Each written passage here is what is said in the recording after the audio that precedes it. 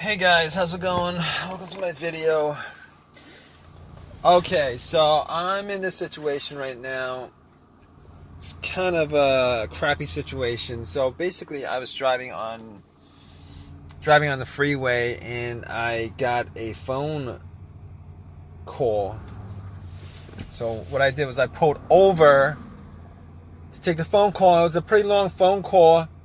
I ended up turning off my car for about 15 minutes, and then after the phone call was over, I tried to turn it back on again, and this situation happened.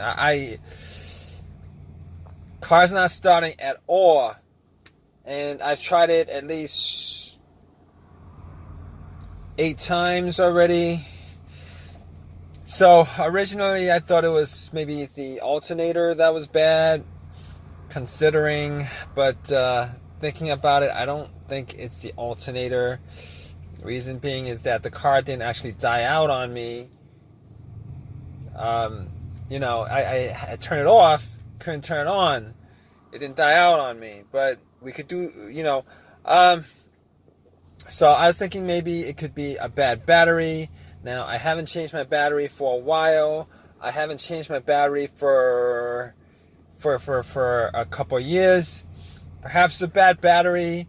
So I was thinking, let's turn on the headlights and let's go out and see how bright they are. And when I turned them on and got out, checked it out, the headlights were pretty bright. It was pretty beaming. So I'm like under a tree. I could see the beams. It was pretty bright. But so I was thinking to myself, it's probably not the battery, but it could still be the battery, because there's no way for me to test it out. I mean, I don't know what the voltage is on the battery. So I opened up my hood. I did have a battery booster that I bought from Walmart.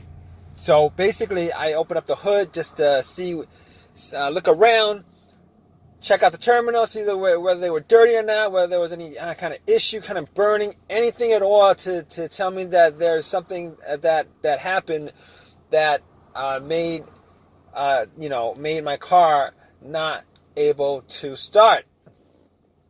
So I looked at the terminals, and the terminals, all in all, the terminals were pretty clean.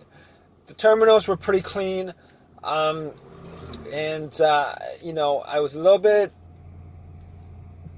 was like looking for anything that I could look for as far as the terminals were concerned. They were pretty clean.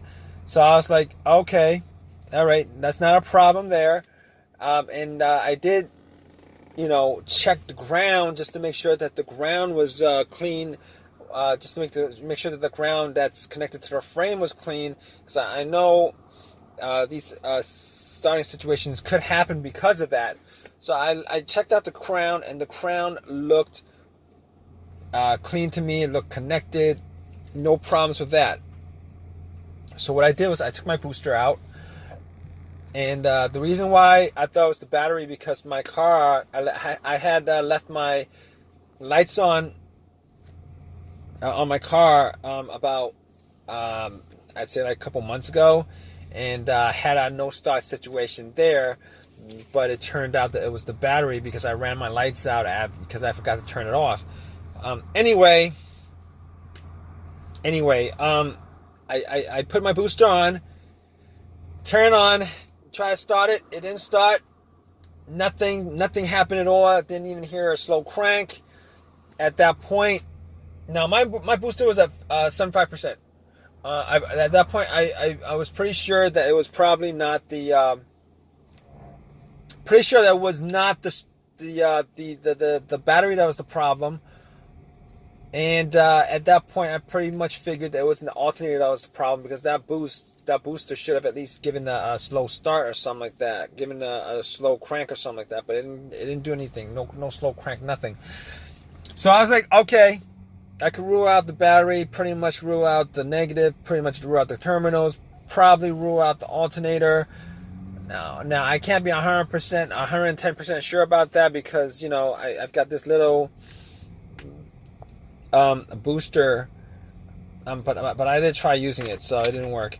All right, so at that point I was like, okay, this might be a bigger issue. I can't, you know, can't just take a Uber to get a battery and pop it out, pop it in. Can't do that. And I've got places to go. This is a situation that's not, you know, it doesn't sound like it's a good situation. It's not an easy fix. So I'm like, okay, what else could I look for? Now, my fob, the battery in my key fob was pretty weak, all right, because I haven't changed it out in a while. I noticed that the key fob battery was kind of weak over the last month because I would have to get closer and closer just to use the remote on it. So I actually, you know, ended up putting the battery, I ended up putting the key fob as close to the to try to start it, and nothing happened. So I couldn't guarantee that's the key fob. All right, but I'm gonna probably rule that out. But so thinking about it, it could also be the brake switch. So it could be the brake switch, but there's no way for me to determine that because I don't have anything to hold the brakes down while I go out and check it out. So it could be the brake switch. It could be the key fob. I don't think they are. I don't think that's the problem though. But here's the thing. Every time I try to turn it on, I do hear a click. So I'm just assuming that's probably coming from the relay, the starter relay. So I took the cover off the fuse box, try to figure out which fuses were good, which fuses weren't burnt, whether there were any kind of blown fuses or anything like that. But it's really kind of hard to tell considering I don't have a fuse tester on me. So I was like looking at the fuses just to see whether I could find any kind of browning of the fuses, burnt a smell or something like that had a burnt smell. Didn't come across any of that. But here's the thing about it.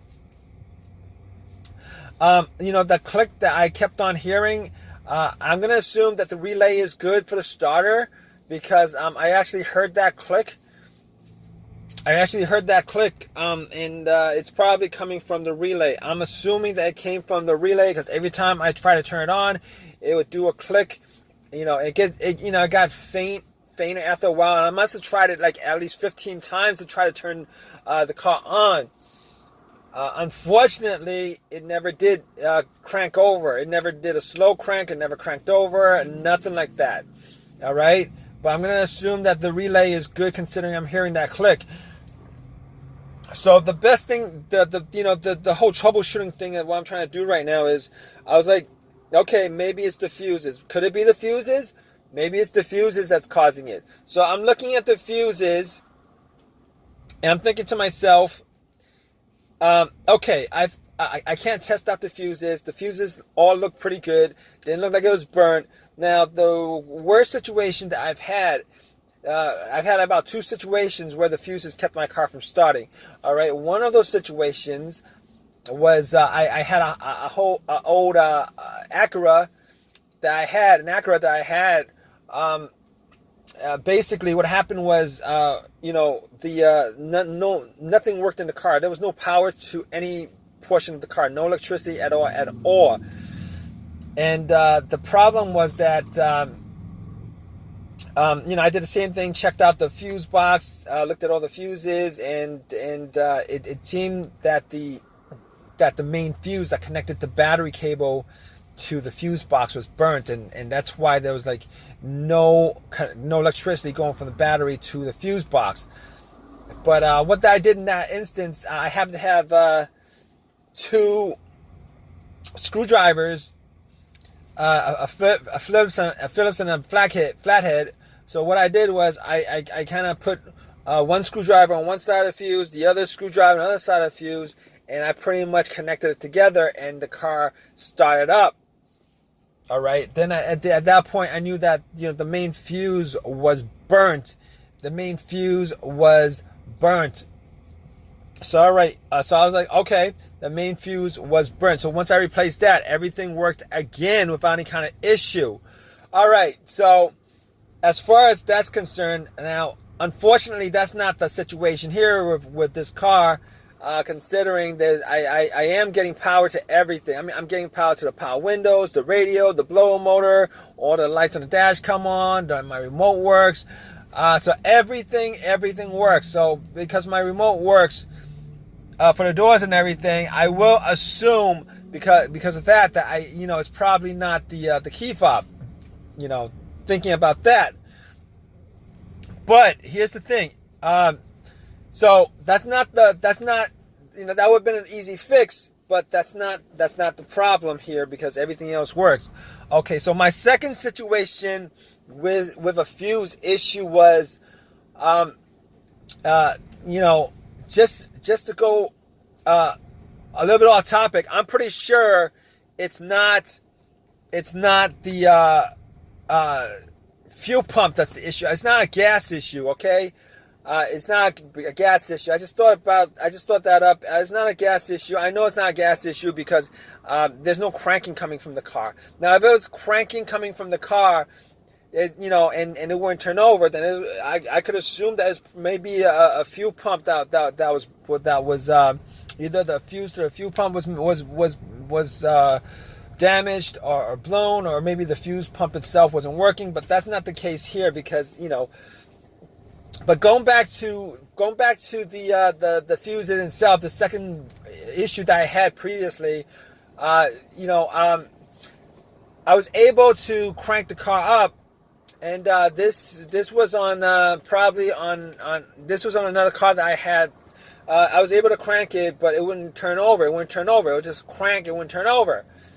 All right. It turned out that it was either the fuse to the car's computer PCM ECM, or the fuse to the fuel pump. I'm not quite sure which one it was, but I can rule that out as far as this situation is concerned, because I'm getting no crank at all. I'm getting no crank at all from this car. Unfortunately, I'm getting no crank at all from this car. All right. So those would have been all my easy fixes. If you guys are going through this situation, those would have been all your most of your troubleshooting step by step as far as that's concerned. So I'm down to a couple of things. It could be a weird thing that's happening with the car's computer, or it could be the starter that's bad. It could be a starter that's bad. Now, technically, I could, if I had a long crowbar or something like that, try to find a starter and knock it and see whether I could actually get the car started. It's a rare occasion that's happened, because I've never actually had a situation where I only probably had like one car that I had that issue where I could knock the starter and it started over. But I'm not going to try that because I don't actually have a long crowbar with me. But thinking about this situation, now, normally in this situation, the starter would be what I would think of as the culprit of this issue. Unfortunately, seeing as how, I changed up the starter about a year ago, and pretty much had the same issue but it wasn't because I wasn't on the road at that time. The car was actually parked overnight, and then in the morning I couldn't start it. And in that situation, I actually had previous instances where it wouldn't start, but after a couple of tries, it would start, and it kept on getting worse and worse, to the point where one morning I tried to start it, it wouldn't start at all. But I did change out the starter. About a year ago. I changed out the starter because of that situation. Now, so that wasn't the first thing that came up popped up when this situation occurred. So basically, I was thinking this situation. Now, I bought a starter back then I bought a starter that was refurbished from AutoZone. Now it's got a lifetime warranty. All right. Now I'm hoping it's not the starter because I don't want to put the work in as far as taking it out and putting it back in again. But if you guys don't know anything about refurbished starter, the new ones were twice as much. So I actually took the chance and bought a refurbished starter. Now, if you guys don't know anything about refurbished starters, here's what they do. All right, when you guys buy the starter, there's a course charge on there. Okay, you give them your old damaged starter, and they refund you the core charge back. So when they rebuild it, refix it, remanufacture it, what they do is they actually take the part out, fix the one part that's broken, or the couple parts that's broken, but everything else on that starter is just cleaned up. It's got the same mileage as when you gave it to them damaged, but so you're not actually getting a whole entire rebuilt starter. You're getting a starter that where it was tested for the part that was broken, that was fixed, and then they actually clean it up. So, I mean, there might be a chance, I'm hoping not, but there might be a chance that it's probably that situation where it's the starter that actually broke, which would really disappoint me, considering when I got it, it looked 100% brand new. But I am now, but I've been waiting here for the last 45 minutes waiting for a tow at this point. AutoZone, AAA is going to get back to me hopefully within the hour. I'm not quite sure about it, but this is going to put a damper on my day, and probably tomorrow too, because once I get it towed, I'm going to have to do a couple hours of checking the car out, maybe getting to the starter, checking the starter out. So I'm waiting for AAA to pick me up. If you guys are in this situation, I hope what I've told you, most of it is probably going to take care of 90% of the situations where if you guys have the same situation, you guys can just go down list by list, point by point as to what could be causing your no start situation. But if you guys want, just I'm going to keep you guys updated on this situation, just to tell you guys exactly what the situation is as far as this situation is concerned. All right, guys, just stay tuned. All right, guys. Okay, so basically it took AAA a couple hours to get to me. Unfortunately, it took them a couple hours to get to me, and I had my car towed to my house. By the way, if you guys don't have AAA, it is indispensable as far as car helping out you in situations like this. I strongly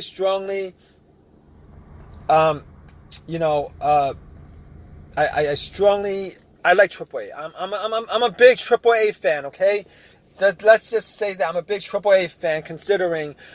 But let's get back to the issue here. Okay, got it back home. Did a bunch of tests on everything. I charged up the battery. Nothing. It was not the battery. It wasn't the ground wire. Ground wire was good.